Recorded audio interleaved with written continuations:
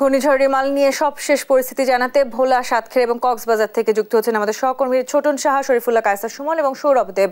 শুরুতেই যেতে চাই ভোলায়, আমাদের সহকর্মী ছোটন আছেন সেখানে। ছোটন, উপকূলে এই মুহূর্তে পরিস্থিতি কেমন দেখছেন? ঘূর্ণিঝড় মোকাবেলায় কি ধরনের ব্যবস্থা নেওয়া হয়েছে? ধন্যবাদ তন্নি। যেমনটি বলছিলেন, ঘূর্ণিঝড় যে রুমাল মোকাবেলায় যে জেলা প্রশাসনের যে প্রস্তুতি এবং সেটি কিন্তু এই কিছুক্ষণ আগে কিন্তু জেলা দুর্যোগ ব্যবস্থাপনা কমিটির কিন্তু বৈঠকটি একটু আগে শেষ হয়েছে এবং এখান থেকে ভোলার জেলা প্রশাসক আরিফুজ্জামান যেমনটি বলছিলেন, তিনি বলছিলেন যে দুর্যোগ মোকাবেলায় তাদের নানান রকম প্রস্তুতির কথা রয়েছে। বিশেষ করে 879টি সাইক্লোন সেন্টার কিন্তু তারা প্রস্তুত রেখেছে এবং সেগুলো খোলা রাখার নির্দেশ কিন্তু দেওয়া হয়েছে এবং জেলা প্রশাসনের যে সিপিপির যে স্বেচ্ছাসেবীরা রয়েছে তাদেরও কিন্তু প্রস্তুত রাখা হয়েছে এবং আজকে আমরা দুপুর নাগাদ দেখেছি কোস্টগার্ডের একটি টিম কিন্তু উপকূলের বিভিন্ন এলাকায় মানুষদেরকে কিন্তু সচেতন করেছে এবং তাদেরকে সতর্ক থাকার জন্য বলেছে এবং মৎস্য বিভাগের পক্ষ থেকে আমরা জেনেছি, বলা হয়েছে যে যারা গভীর নদীতে এবং সমুদ্রে মাছ শিকারে গিয়েছে এবং তাদেরকে দ্রুত উপকূলে ফিরিয়ে আনার জন্য কিন্তু তারা প্রচার এবং মাইকিং কিন্তু করেছে। তো আমরা উপকূলে ঘুরে যেমনটি দেখতে পেয়েছি, আজকে কিন্তু সন্ধ্যা নাগাদ কিন্তু ভোলার উপকূল যে ঝোড়ো বাতাস এবং বৃষ্টিপাত হয়েছে এবং এর মধ্যে দিয়ে অনেকটা আতঙ্ক কিন্তু ছড়িয়ে পড়েছে। তো আমরা জেলা সিপিপির একজন কর্মকর্তার সাথে কথা বলবো। আমি জানতে চাইবো, এই যে ঘূর্ণিঝড় আসন্ন, এটা মোকাবেলায় আপনাদের কি ধরনের প্রস্তুতি নিয়েছে? বর্তমানে যে চলমান ঘূর্ণিঝড় আছে সেটা মোকাবেলা করার জন্য ঘূর্ণিঝড় প্রস্তুতি কর্মসূচি ভোলা জেলায় 13,860 জন সিইবি স্বেচ্ছাসেবক আছে এবং তারা প্রস্তুত আছেন। যেহেতু এখন সিগন্যাল নাম্বার 3 চলে, সিগন্যাল বাড়ার সঙ্গে সঙ্গে তারা একটা করে পতাকা উত্তোলন এবং মেগাফোনের মাধ্যমে প্রচার করবে। ইতিমধ্যে তারা তাদের ইউনিয়নে মিটিং এবং উপজেলায় মিটিং সুসম্পন্ন করেছে এবং তারা শতভাগ প্রস্তুত রয়েছে। ধন্যবাদ। আপনি যেমনটি শুনছিলেন যে ঘূর্ণিঝড় যে মোকাবেলায় সেই প্রস্তুতি সম্পর্কে সিপিপি থেকে যেমনটি বলা হয়েছে এবং জেলা প্রশাসক বলছিলেন এই ঝড়টি মোকাবেলা, যেহেতু ভোলা একটি উপকূলীয় জেলা এবং এখানে দুর্যোগের ঝুঁকি অনেকটা বেশি, তো সেটি মাথায় রেখে তারা সর্বোচ্চ যে প্রস্তুতি সেটি তারা নিয়েছেন এবং তারা বলছিলেন উপকূলের মূল ভূখণ্ডের বাইরে যে সমস্ত জনগোষ্ঠী রয়েছে তাদেরকে আগামীকালকে থেকেই কিন্তু তারা নিয়ে আসবেন মূল ভূখণ্ডে এবং সেই কার্যক্রম করার জন্য নির্দেশনাও কিন্তু দেওয়া হয়েছে। আমরা জেলা দুর্যোগ ত্রাণ ব্যবস্থাপনার একটু কর্মকর্তার সাথে কথা বলবো। আমরা জানতে চাইবো আপনারা কি ধরনের প্রস্তুতি নিয়েছেন সংক্ষেপে? আমরা এই ভোলা জেলায় জেলা প্রশাসনের উদ্যোগে এখন পর্যন্ত আমরা সর্বোচ্চ প্রস্তুতি নিয়েছি ঘূর্ণিঝড় মোকাবেলা করার জন্য। আমাদের পর্যাপ্ত পরিমাণ ত্রাণ সামগ্রী আছে। আমরা পরিস্থিতি পর্যবেক্ষণ করে আমরা এই ত্রাণ সামগ্রীগুলো আমরা উপজেলা কার্যালয়গুলোতে প্রেরণ করব। আর আমরা এই জেলায় স্বেচ্ছাসেবী সংগঠনগুলো সহ এখানে সিপিপি সহ যারা এখানে অন্যান্য যে সংগঠনগুলো যেমন রেড ক্রিসেন্ট সোসাইটি, তাদের সবার সাথে আলোচনা করে আমরা সম্মিলিতভাবে জেলা প্রশাসনের জেলা পর্যায়ের সকল পর্যায়ের কর্মকর্তা এবং সকল দপ্তরের সাথে সমন্বয় করে আমরা খুব জোরাল এমনভাবে আগাচ্ছি যাতে যেমনটি শুনছিলেন যে তারা বলছিল, কর্মকর্তারা বলছিল যে তাদের প্রস্তুতির কথা এবং জেলা প্রশাসক এই সভা থেকে বলেছেন যে আগামীকালকে থেকে কিন্তু জেলা প্রশাসনের সর্বস্তরের কর্মকর্তাদের কিন্তু ছুটি বাতিল করা হয়েছে এবং যারা স্বেচ্ছাসেবী রয়েছে তাদের প্রস্তুত রাখা হয়েছে। মেডিকেল টিম গঠনের ব্যাপারেও কিন্তু আলোচনা হয়েছে এবং একই সাথে প্রাণী সম্পদ অধিদপ্তর, মৎস্য বিভাগ থেকে শুরু করে এবং বিআইডব্লিউটি এর পক্ষ থেকেও কঠোর নির্দেশনা নেওয়া হয়েছে। আপনি জানেন যে সন্ধ্যার আগ মুহূর্তে কিন্তু ভোলা লক্ষ্মীপুর রুটে লঞ্চ, ফেরি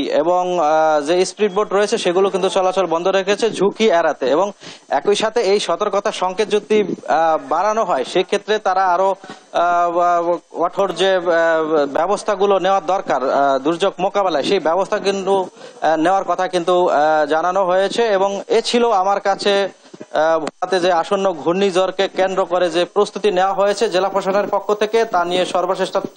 ফিরে যাচ্ছি স্টুডিওতে তন্নির কাছে। তন্নি। ছোটন, আপনাকে ধন্যবাদ। দর্শক, আমরা যেতে চাই সাতক্ষীরায়। সেখানে আছেন আমাদের সহকর্মী শরীফুল্লাহ কায়সার সুমন। সুমন, সাতক্ষীরা উপকূলবর্তী এলাকা হিসেবেই পরিচিত। সাতক্ষীরায় আসলে ঘূর্ণিঝড় নিয়ে কি ধরনের প্রস্তুতি নেওয়া হয়েছে জানাবেন আমাদের। তন্নি, ধন্যবাদ আপনাকে। আমি দাঁড়িয়ে আছি সাতক্ষীরার আশাশুনি উপজেলার বিছট খেয়াঘাটে। এখানে কিন্তু ইতিমধ্যে কিন্তু মানুষ নিজস্ব সচেতনতার তাগিদে এখন কিন্তু এই উত্তাল খোলপেটুয়া নদীতে এখন কিন্তু নৌযান কম আছে। কিন্তু আমরা যেটা সারাদিন শুনে আসছিলাম যে মানুষকে সচেতন করা হয়েছে এবং বলা হয়েছে যে সচেতনতার সাথে যেতে, কিন্তু এই আমাদের এখানকার এই উপকূলবাসী, আনুলিয়ার এই উপকূলবাসী কতটুকু জানে? আপনি কি জানেন ঝড় আসবে? যে শুনছি ঝড় আসবে, কিন্তু এখনো কোনো আমরা মাইকিং পাইনি, শুনতে পারিনি। শুনেছি খালি ঝড় হবে। হ্যাঁ, তন্নি শুনলেন, তিনি এখনো কোনো মাইকিং পাননি, এখন শুনলেন যে ঝড় আসবে কিন্তু কোনো পাননি। এই যে একটা ছোট্ট শিশু সে বেরিয়েছে, এই যে ঝড় বাতাস শুরু হয়েছে এবং এই যে উত্তাল নদী, তুমি কি জানো ঝড় আসছে? না, আমি তা জানি না। জানলে কি বের হতে? না। হ্যাঁ, এই হচ্ছে আসলে কিন্তু চিত্র। এই উপকূল কিন্তু, বিশেষ করে আশাশুনির এই উপকূল কিন্তু মৃত্যু, ক্ষতবিক্ষত বাড়িঘর প্লাবিত হওয়া, ফসলি জমি নষ্ট হওয়া, মাছের ঘের নষ্ট হয়ে নিঃস্ব হয়ে যাওয়া, এই সেই আনুলিয়া, প্রতাপনগর এই অঞ্চলের মানুষ কিন্তু এখনো পর্যন্ত কেউ এখনো মাইকিং শোনেনি। এবং হ্যাঁ, মাইকিং শুনেছেন? না, শুনি নাই। হ্যাঁ, মাইকিং এবং কেউ এখনো পর্যন্ত কোনো মাইকিং শুননি। ইতিমধ্যে কিন্তু ঝড়ো হাওয়া শুরু হয়েছে, নদীর পানি 2 ফুটের বেশি কিন্তু তার পানির উচ্চতাও বেড়েছে। তৈরি করা হয়েছে, প্রস্তুত করা হয়েছে এখানে আশ্রয় কেন্দ্রগুলো, কিন্তু যেখানে আশ্রয় কেন্দ্র নেই সেখানে মানুষ কোথায় যাবে তার কিন্তু এখনো দিশা তারা দেখতে পাচ্ছেন না। আর পেছনে যে বিছটবাসী নদীর বাইরে, সেখানে কিন্তু গ্রাম প্লাবিত হয়েছে অতীতে এবং ভেঙে নদীতেই কিন্তু ভেসে গিয়েছে মানুষের ঘর বাড়ি। এই অবস্থায় একেবারে রেমালের পূর্ব মুহূর্তে দাঁড়িয়ে এখানকার মানুষের যে চিত্র দেখা যাচ্ছে, তাতে কিন্তু এখনো পর্যন্ত বিশেষ করে এই প্রান্তিকের মানুষের কাছে ঝড়ের বার্তাটি যথাযথভাবে পৌঁছায়নি। এটাই কিন্তু বেশ দুর্ভাগ্যের। এখন দেখা যাক যে পরিস্থিতি আসলে কোন জায়গায় দাঁড়ায়। এখনো চলছে 3 নম্বর সতর্ক সংকেত।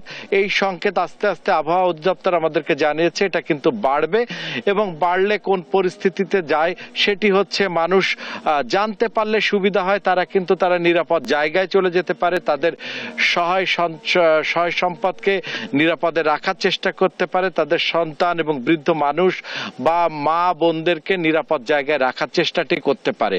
কিন্তু এই চিত্রটি আসলে অনেকটা ব্যথিত করেছে এই অঞ্চলের মানুষদেরকে। তারা কিন্তু এখনো পর্যন্ত কোনো মাইকিং সিগন্যাল কোনো কিছুই কিন্তু তাদের কাছে পৌঁছায়নি। এই ছিল সর্বশেষ। তন্নি, সুমন, আপনাকে ধন্যবাদ। দর্শক, এবারে আমরা যাব কক্সবাজারে। আছেন আমাদের সহকর্মী সৌরভ দেব। সৌরভ, কক্সবাজার সমুদ্র তীরবর্তী এলাকা হওয়ায় সেখানে সব সময় ঘূর্ণিঝড় প্রবণতার সময় আমরা সতর্কতাও অনেক বেশি নিতে দেখি। এবারে আসলে কি ধরনের সতর্কতা আপনি নিতে দেখেছেন? হ্যাঁ তন্নি, আসলে এবারের যে ঘূর্ণিঝড়টি সেটির পূর্বাভাস যেটি বলছে, আসলে বরিশাল এবং পশ্চিমবঙ্গের উপর দিয়ে এই ঘূর্ণিঝড়টি বয়ে যাওয়ার যেহেতু একটি সম্ভাবনার কথা বলা হচ্ছে, সেহেতু কক্সবাজারেও আসলে প্রস্তুতিটি সম্ভবত সেই কারণে একটু দেরিতে শুরু করেছে জেলা প্রশাসন। আজ বিকেল 5টা নাগাদ তারা একটি সভা করে এবং সেই সভা থেকে আমাদেরকে যেটি জানানো হয় যে 10,800 স্বেচ্ছাসেবক তারা প্রস্তুত রেখেছে এবং সেই সাথে 638টি আশ্রয় কেন্দ্র প্রস্তুত রাখার কথা বলেছে। এবং সেই সাথে পরিস্থিতি বিবেচনা করেই তারা মূলত পরবর্তী ব্যবস্থাগুলো নেবেন। এবং এখন পর্যন্ত আমরা তেমন কোনো দৃশ্যমান আসলে যে ব্যবস্থা নেওয়ার কথা সেই ব্যবস্থা দেখিনি। জেলা প্রশাসনের পক্ষ থেকে যেটি বলা হচ্ছে যে কক্সবাজারে জলোচ্ছ্বাসের একটি সম্ভাবনা রয়েছে, 3 থেকে 5 ফুট সেই জলোচ্ছ্বাস হতে পারে। তো উপকূলবর্তী নিম্নাঞ্চলে যে মানুষগুলো রয়েছে মূলত সেই মানুষগুলোকে সরিয়ে নেওয়ার ব্যবস্থা তারা করবেন এবং সেটিও পরিস্থিতির পরিপ্রেক্ষিতে এখন পর্যন্ত অবশ্য সেই ধরনের কোনো ধরনের কার্যকর পদক্ষেপ তারা নেয়নি। তবে আমাদেরকে যেটি জানিয়েছে যে দুর্যোগপূর্ণ যে কোনো ধরনের পরিস্থিতি মোকাবেলার জন্য তারা যে পরিমাণ মানুষকে সহযোগিতা করবেন শুকনো খাবার এবং নগদ টাকার ঢেউটিন সেই সমস্ত জিনিসপাতি তারা প্রস্তুত রেখেছে। এবং আজ সকাল থেকে আসলে আমরা আবহাওয়ার যে পরিস্থিতিটি দেখতে পাচ্ছিলাম আসলে দুপুরের দিকে একটু গুড়ি গুড়ি বৃষ্টি ছিল এবং সন্ধ্যার কিছু সময় পর এখনো পর্যন্ত গুড়ি গুড়ি বৃষ্টি হচ্ছে এবং দমকা হাওয়া বইছে। তো সব মিলিয়ে আসলে এখন পর্যন্ত পরিস্থিতি কক্সবাজারের পরিস্থিতি স্বাভাবিক। তন্নি, কক্সবাজার থেকে আমার কাছে এই ছিল সর্বশেষ। জি সৌরভ, আপনাকে ধন্যবাদ। দর্শক, ভোলা, সাতক্ষীরা এবং কক্সবাজার থেকে আমাদের সহকর্মীরা যুক্ত হয়েছিলেন ঘূর্ণিঝড় রিমাল নিয়ে প্রস্তুতির সবশেষ খবর জানাতে।